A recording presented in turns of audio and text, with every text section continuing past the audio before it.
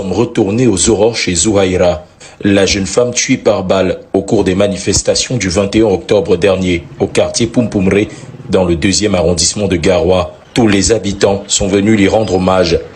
Dans la cour de leur domicile, les femmes, à même le sol, portent le deuil.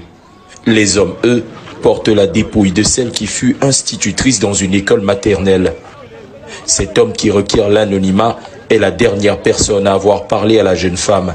Donc hier, quand je reviens du marché, je vois l'attroupement au niveau du carrefour de la grande mosquée là. Quand j'arrive à la maison, comme j'ai son numéro, je l'écris pour demander que comme il y a les gens en haut comme ça, tu as fait comment avec les enfants? Elle m'a répondu, il était 14h15. Elle m'a répondu que nous, on a libéré les enfants tôt. Donc je suis donc entré me coucher pour attendre l'heure de la prière. Quand on appelle la prière, je suis sorti à 15h37 pour aller à la mosquée. C'est là où le musulman qui est aussi un voisin est en train de chasser les enfants qui étaient regroupés derrière à côté de la mosquée. Je rentrais parce qu'une balle vient de toucher une fille ici au quartier, net devant leur maison. Zouhaïra, à ce moment, se vide de son sang. La situation est critique. Et elle saignait abondamment.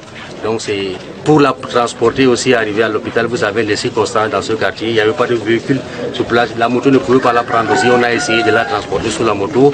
Ça n'a pas tenu.